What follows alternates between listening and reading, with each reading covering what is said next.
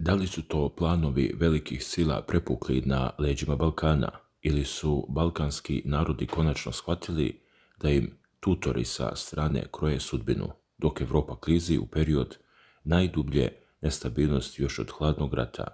Pazite sad, 19. jul 2026. godine, a pred nama se razmotava klupko tajnih diplomatskih pritisaka, neuspjelih regionalnih saveza i strateških pomjeranja koja menjaju mapu sveta, dok se na Kosovu i Metohiji otvara potpuno novi front američke diplomatije o kome zvanični Brisel mudro ćuti. I tu odmah dolazimo do ključne stvari koja je uzdrmala čitav naš region. Projekat Otvoreni Balkan, ta velika priča o slobodnom protoku ljudi, robe i kapitala, koja je u jednom trenutku delovala kao spas za privredu, zvanično je udario u zid. Premijer Albanije, Edi Rama, podigao je ogromnu prašinu svojom izjavom za Euronews, gdje je otvoreno tvrdio da je Otvoreni Balkan zapravo bio užasna ideja, samo zato što su iza nje imenom i prezimenom stali predsjednik Srbije, Aleksandar Vučić i on sam. Rama kaže da bi to bila odlična zamisao da su neka druga dva imena bila u igri, ali politički eho u regionu bio je jačiji. Međutim, analitičari za Blic ocenjuju da iza kraha ovog projekta ne stoje lične sujete, već interesi Nemačke i drugih najjačih država Europske unije, koje po svaku cenu žele da zadrže odlučujući uticaj na ovim prostorima. Nekadašnja ambasadorka pri OEBS-u Branka Latinović objašnjava za Blic da je Otvoreni Balkan u osnovi bio dobra ideja, posaknuta od strane Amerike sa fokusom na infrastrukturu i ekonomiju, ali Berlin je u tome video direktno nipodaštavanje berlinskog procesa koji je svojevremeno pokrenula Angela Merkel. Njemačka je prema rečima Latinovićeve vidjela Zapadni Balkan kao ključnu vezu Europe sa Mediteranom i Bliskim istokom i nije htjela da ispusti kontrolu. Problem je bio i to što inicijativa u kojoj su pored Srbije i Albanije učestvovale i Severna Makedonija iz vremena premijera Zorana Zajeva nije bila institucionalizovana, nego se vodila ad hoc od sastanka do sastanka, iako je donijela brže granične prelaze. Ali slušajte ovo, Dejan Miletić iz Centra za proučavanje globalizacije nimalo ne štedi albanskog premijera. On za Blic otvoreno navodi da je Rama jeftino prodao Otvoreni Balkan na oltaru dobrih odnosa sa Njemačkom. Miletić tvrdi da Berlin pokazuje neoimperialističke težnje, držeći region na šargarepi, na dugačkom štapu kroz beskrajna pregovaračka poglavlja, samo da bi dozirao rast i razvoj Balkana, dok Rama postavlja pitanje hoćemo li sarađivati ili se boriti, proces eurointegracija se zahuktava na drugim stranama. Crna Gora je otvorila 2, Albanija 3 nova poglavlja, pa su oči Tirani i Podgorice sada uprte isključivo u Brisel. A na sve to predsjednik Srbije, Aleksandar Vučić, oštro odgovara i poručuje da je Rama dobrim delom u pravu što se tiče otpora velikih sila. Vučić podsjeća na istorijski udes balkanskih naroda i kaže da im nikada nije bilo dozvoljeno da sami vode svoju politiku, već im je uvek bio potreban tutor sa strane koji bi objedinjavao male narode u borbi protiv, kako navodi, neposlušnih Srba. Zbog same ideje balkanskim narodima, podsjeća Vučić, mnogi Srbi su kroz istoriju bili zatočeni ili ubijeni. Dragi gledaoci, i baš tu nastaje novi problem i jasan signal iz Brisela o kome je Vučić govorio za televiziju Informer. Srbija, kaže, neće otvoriti klaster 3 u pregovorima s Evropskom unijom. Predsjednik poručuje da to nije razlog za očajavanje, već jasan znak da dobro razumemo njihove poruke.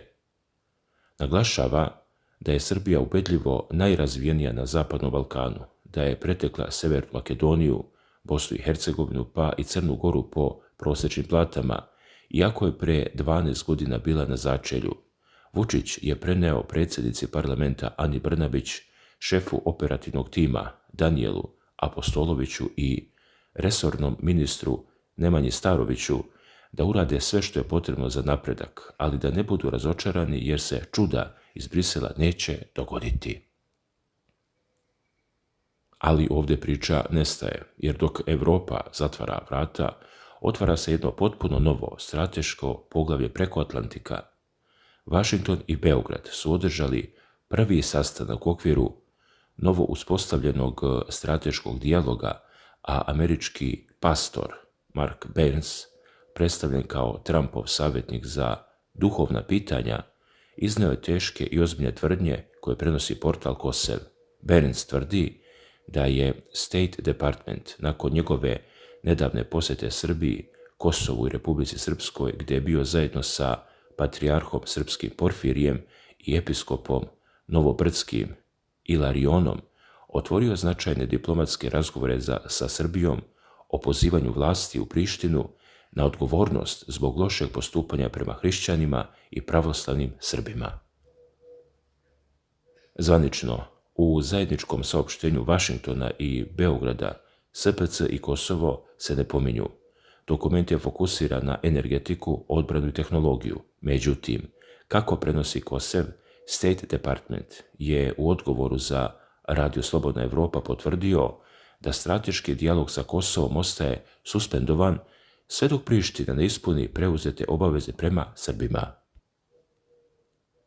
Burns je na društvenoj mreži X, što je preneo i manastir Visoki Dečani, uputio oštar apel Prištini da trajno omogući patrijarhu Porfiriju slobodan pristup Pećkoj patrijaršiji i Visokim Dečanima, naglasivši da poklavar Srpske pravoslavne crkve ne smije biti tretiran kao politička prijetnja niti primoravan da posjete najavljuje 72 sata unaprijed.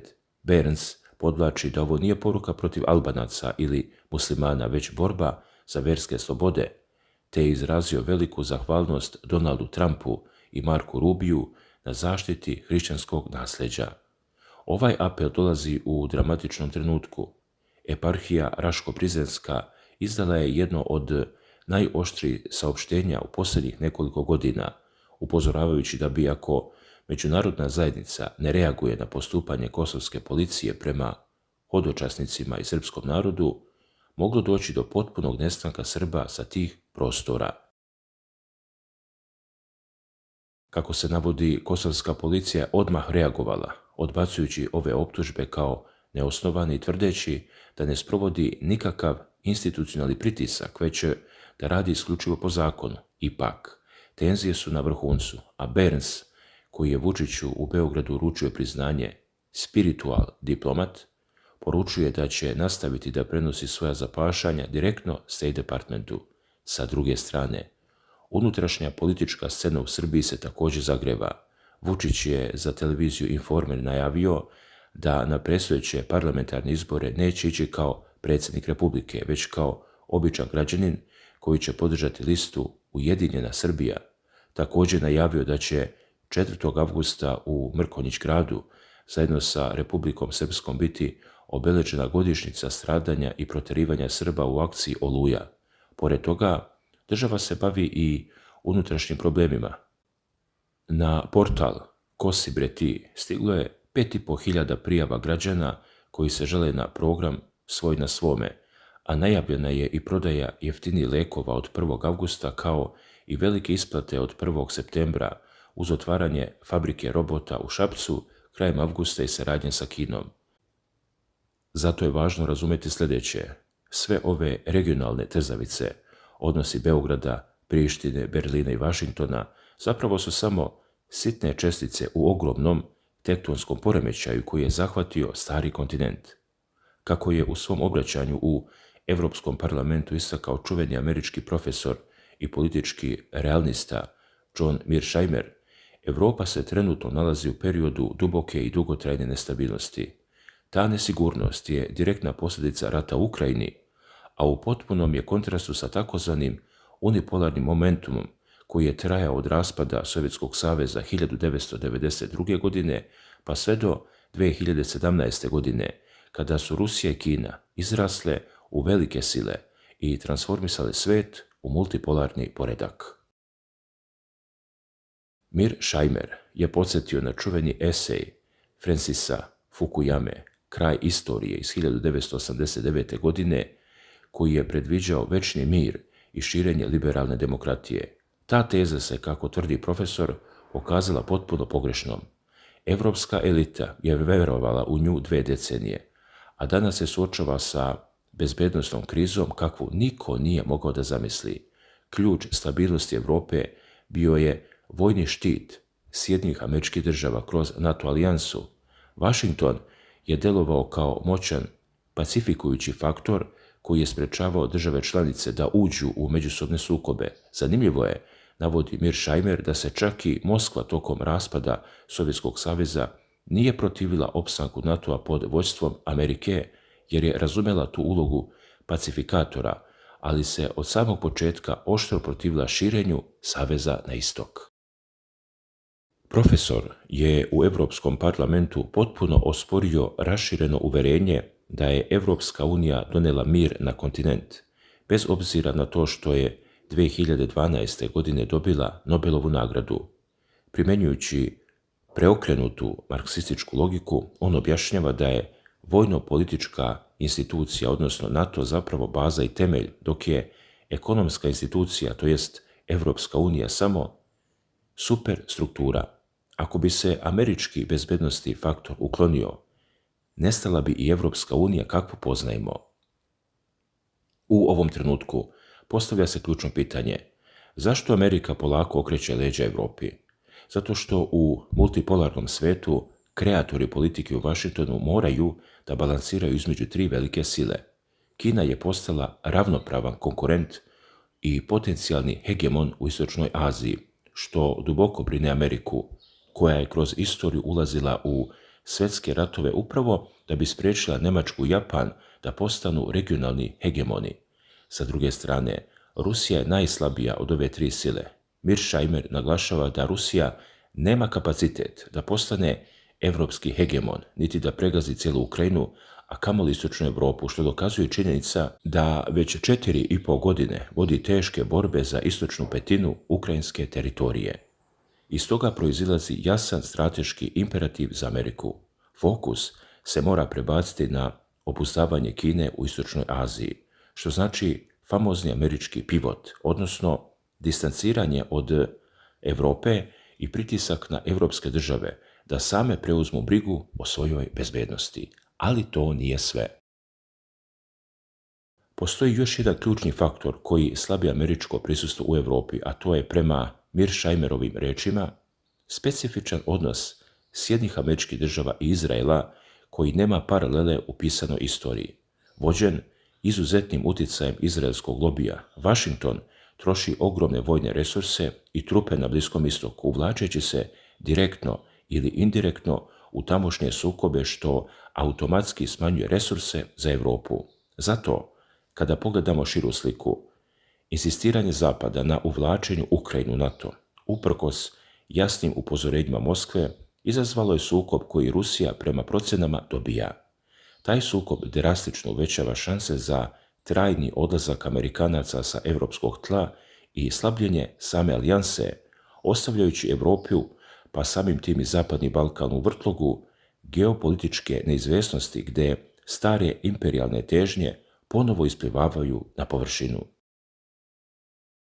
Dragi gledaoci, spojili smo ovog 19. jula nekoliko najinteresantnijih i, po našem mišljenju, najvažnijih vesti koje se tiču Srbije i Balkana. Dodali smo i nekoliko zanimljivih izjava pojedinih analitičara i stručnjaka iz Rusije kako bismo pokušali da sagledamo širu sliku svega što se trenutno dešava. Kao što i sami znate, nedjelja je uglavnom politički mirni dan i mnogo je manje zvaničnih informacija nego tokom radne sedmice. Ipak, uspjeli smo da izdvojimo ono što smatramo da je najvažnije i najzanimljivije za današnji dan. Sada bih volio da čujem i vaše mišljenje. Kako vama deluju navodi koji su se pojavili u pojedinim medijima o tome da Nemačka, ali i Francuska žele da oslabe ili potpuno zaustave projekat Otvoreni Balkan? Da li u tome ima istine ili mislite da je sve pretjerano predstavljeno? Naravno, Postoje različita tumačenja ove teme i nije jednostavno donijeti konačan zaključak. Također, pažnju su privukle i izjave Aleksandra Vučića i Edija Rame, koji su govorili o odnosu Evropske unije prema regionalnim inicijativama. Jedni smatraju da zemlje Balkana treba da imaju više prostora da samostalno odlučuju o svojoj budućnosti, dok drugi veruju da je saradnja sa evropskim institucijama ključna za stabilnost regiona. Postavlja se jedno zanimljivo pitanje. Da li vas sve ovo na neki način podsjeća na događaje sa početka 90. godina, kada su se dešavale velike političke promjene, raspad Jugoslavije i pad komunizma? Naravno, okolnosti danas nisu iste i ne mogu se jednostavno porediti. Danas, hvala Bogu, ne govorimo o ratu, već o političkim procesima i različitim interesima velikih sila. Ipak, mnogi se pitaju da li Njemačka i Francuska i dalje imaju presudan politički utjecaj na Balkanu i da li će taj utjecaj ostati neupitan i u godinama koje dolaze. Da li Balkan zaista može da vodi potpuno samostalnu politiku ili će dalje u velikoj meri zavisiti od odluke koje se donose u velikim evropskim centrima? Baš zato me interesuje vaše mišljenje. Pišite detaljno u komentarima. Da li mislite da je otvoreni Balkan imao budućnost ili je od samog početka bio osuđen na velike političke prepreke? Kako vi vidite budućnost Srbije i celog regiona u narednim godinama? Hvala vam što ste bili uz kanal i što svojim komentarima doprinosite da zajedno analiziramo sve ove teme iz različitih uglova. Pozdrav za vas i vaše porodice. Čuvajte se, budite zdravi, vidimo se veoma brzo u narednoj analizi. Svako dobro, ljudi!